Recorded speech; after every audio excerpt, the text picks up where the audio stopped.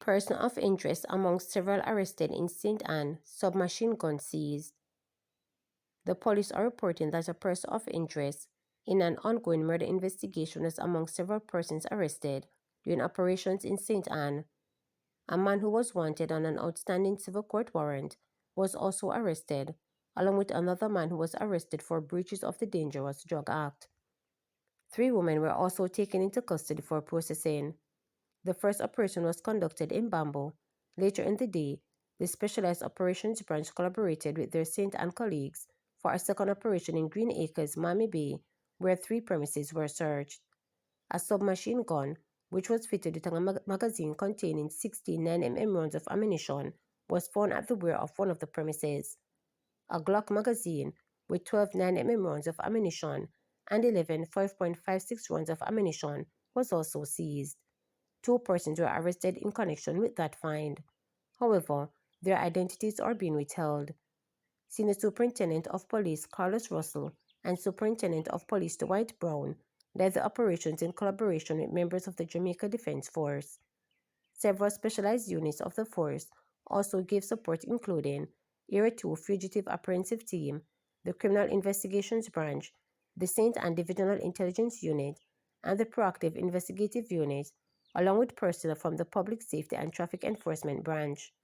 According to Russell, the St. Ann Police remain committed to fostering a safe environment for all. We must intensify our effort to combat crime and violence in the parish while serving and protecting the community, he noted.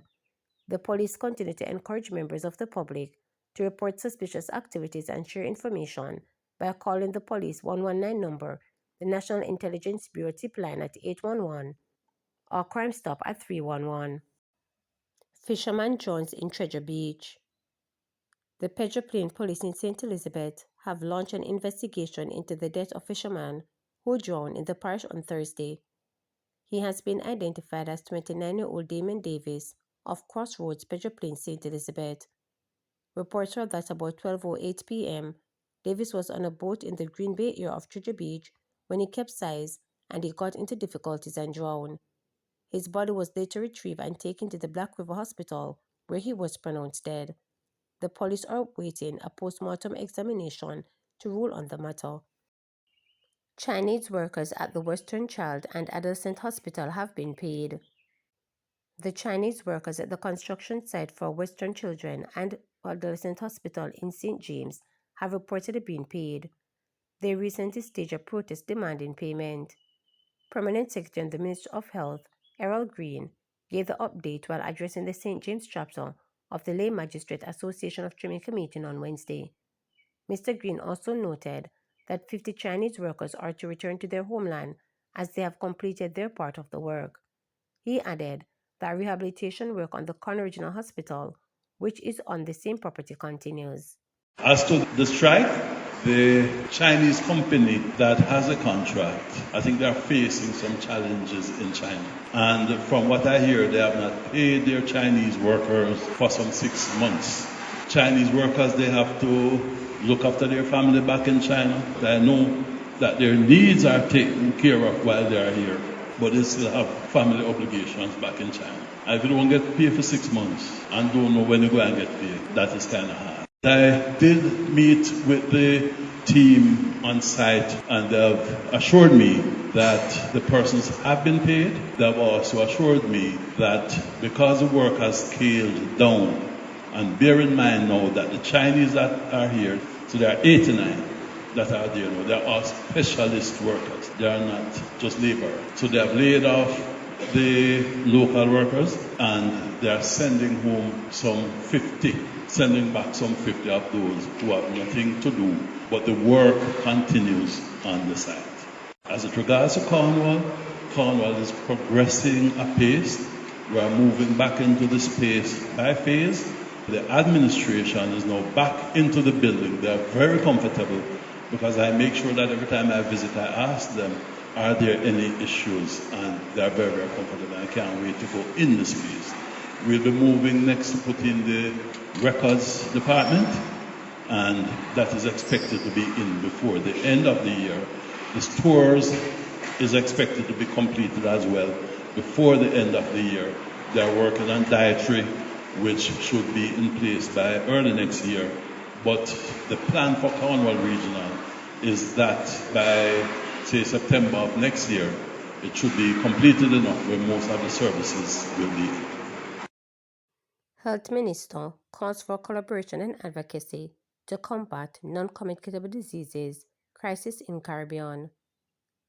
Health Minister Dr. Christopher Tufton has called for collaboration and advocacy to combat the non-communicable diseases crisis in the Caribbean.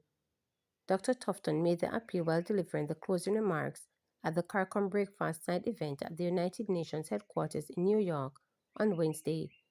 The minister has urged Caribbean leaders to use their voices and their votes within the UN system to advocate for the recognition of special circumstances of small island developing states in the effort to combat NCDs and mental health challenges. The minister also implored the gathering to tackle the rising cost of drugs and examine the best use of technologies, including artificial intelligence. I think we need to look at how we embrace greater collaboration beyond our immediate region. This is the UN, where all countries are gathered. PAHO is the Americas, and I think we should look to driving collaboration outside of the Americas where necessary, where we're not making the progress that we need to make. We have limitations with size and populations in the context of the world, which provides particular challenges. But we are still one man, one vote in the halls of the UN, in places like PAVO, and the multilateral arrangements that we have. And I think we need to collaborate a lot closer in using that vote to demand more context in terms of how we have to treat with the challenges that we face. And oftentimes we divide among ourselves for various reasons, and we are entitled so to do, but we must see the common challenges and try to leverage that voice of the vote in order to get some more of the critical things on our agenda.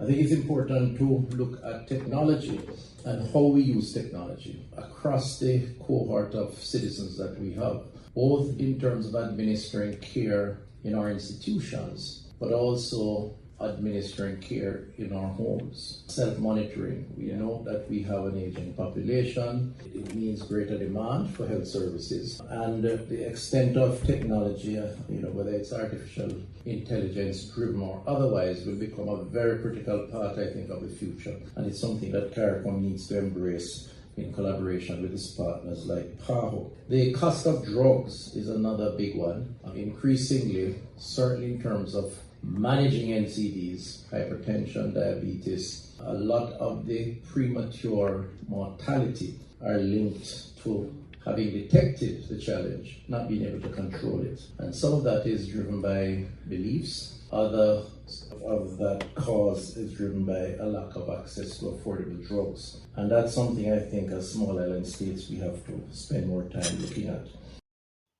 Court of Appeal record 560% judgment delivery rate in 2024. The Court of Appeal is reporting a judgment delivery rate of 560% for the year 2024. This was disclosed by Justice of Appeal Paulette Williams during the opening of the term for the Court of Appeal in Kingston on September 2022. This means that for every 10 newly reserved judgments in 2024, roughly 56 judgments were delivered, far exceeding the international standard for judgment delivery of 100%, Williams noted. We have a hearing date certainty of 86.1%, which means that for every 100 hearing dates set during the year, roughly 86 proceeded without postponement. This is below the international standard of 95%, and it reflects an increase of 1.08 percentage points compared to 2023. But it shows that the court continues to trend in the right direction, she added. Williams also reported a significant reduction in the number of reserved judgments before the Court of Appeal. She noted, however, that for every one that we manage to dispose of, one more may well be added. Williams also highlighted that the Court of Appeal has maintained a case disposal rate exceeding the clearance rate of incoming matters for 3 consecutive years, with the 2024 rate recorded at 102%. While slightly below the 2023 figure, the rate of 2024 surpassed the critical 100% benchmark, an essential threshold for reducing the court backlogs and maintaining a manageable level of case congestion. To subscribe, like, share, and click the notification bell for daily updates.